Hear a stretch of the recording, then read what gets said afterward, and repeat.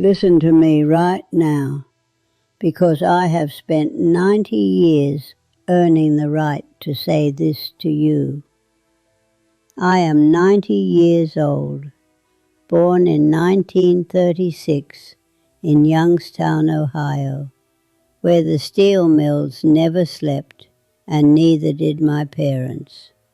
For 39 years, I sat in the same small guidance office at the high school, same scarred wooden desk, same stubborn fern on the windowsill that refused to die, same chipped ceramic mug of cold coffee, and I listened to roughly 12,000 teenagers try to answer the only question that has ever really mattered.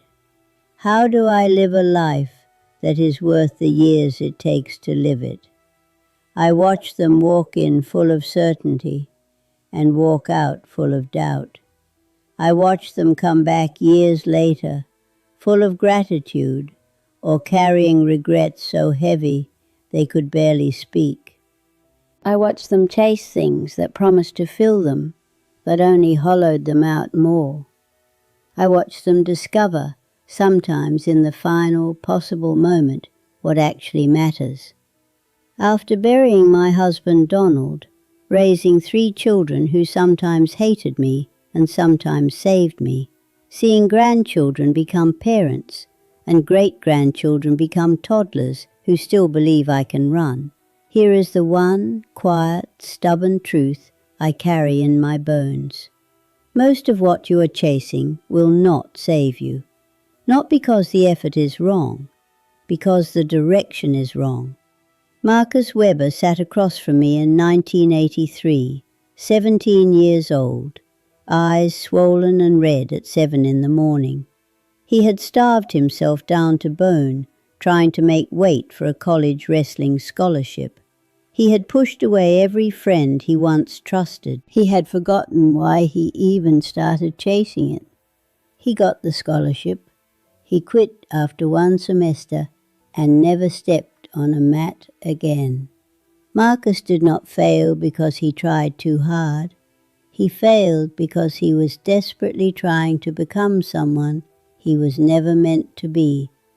For people who did not truly know him, to prove something that never needed proving in the first place. The effort was never the problem, the direction was. I saw that same quiet tragedy unfold thousands of times over the decades. The students who eventually found some real measure of peace were not the ones who learned to relax their way into success or to try less. They were the ones who, sometimes painfully, sometimes with tears running down their faces, right there in my office, finally figured out what was truly theirs to care about. Then they poured their whole heart into it. Effort is not the enemy.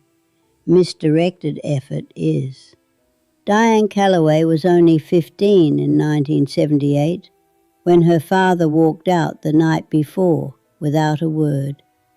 Her mother started drinking again, harder than before.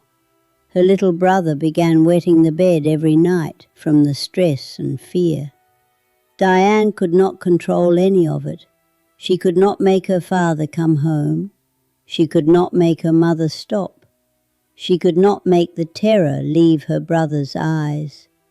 But she could control whether she walked through those school doors the next morning. And she did. Day after day, even when her hands shook so badly she could barely hold a pencil, even when her stomach hurt from worry. She graduated. She became a dental hygienist in Westerville. She built a steady, good life. Every December, she still sends me a Christmas card.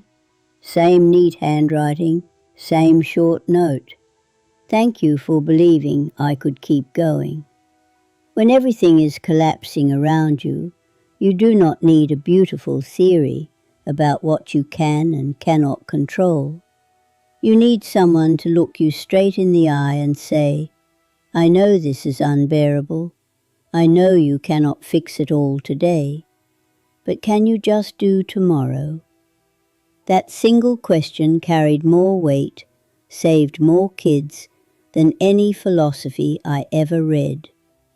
Grace Linsky came to see me in 1991.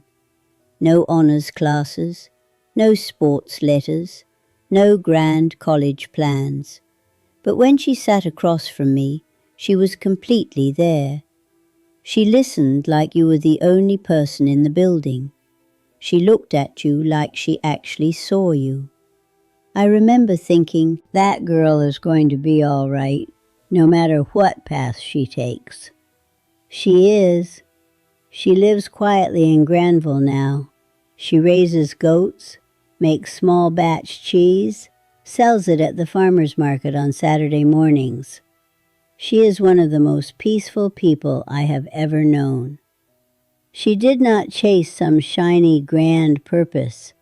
She mastered attention. Attention is the quiet root beneath everything that lasts. You cannot love someone you do not truly see. You cannot enjoy something you do not truly taste. You cannot change something you do not truly notice. My own son Patrick understood every theory about addiction. He could name his triggers, map his cycles, explain dopamine loops and habit formation better than most counselors I ever met. He knew everything there was to know, and he kept drinking. Because knowing is not the same as doing. Understanding your pain is not the same as healing it. He got sober at 41, not because he discovered some brilliant new insight, but because one ordinary morning his 4-year-old daughter Emma flinched when he reached for her. That single flinch, her small body pulling back, broke open something no book, no lecture, no framework had ever reached. He has been clean 12 years now. He runs a landscaping company. He coaches Emma's volleyball team. If you asked him what saved him, he would not mention any principle or paradox. He would say, "My daughter flinched." I was born in 1936 in Youngstown, Ohio. My father worked the steel mill until the day it broke his back. My mother took in sewing to keep food on the table. I was the first in my family to go to college. I sat in that small office for 39 years and listened. That was mostly what I did. I listened.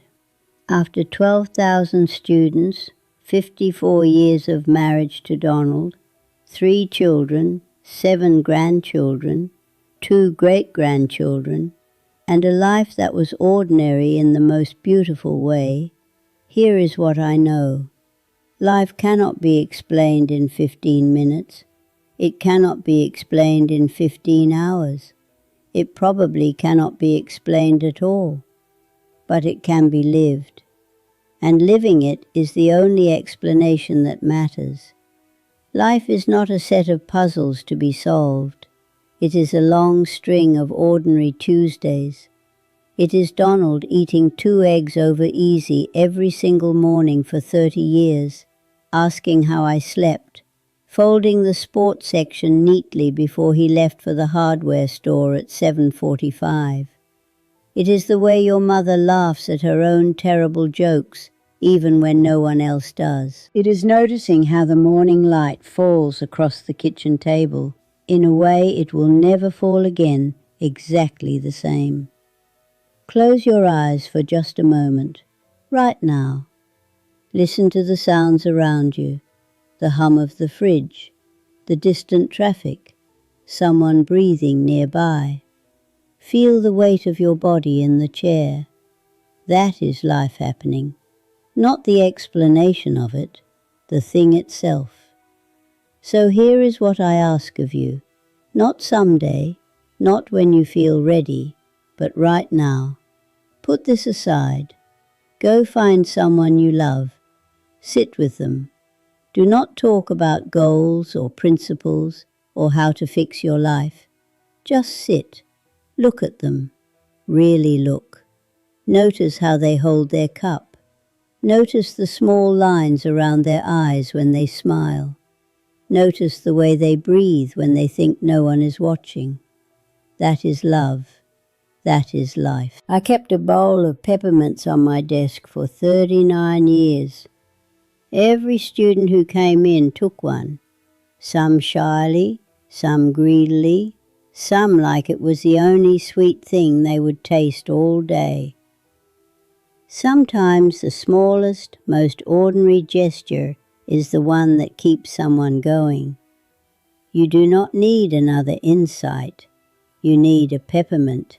You need a Tuesday. You need to pay attention. Now go do that.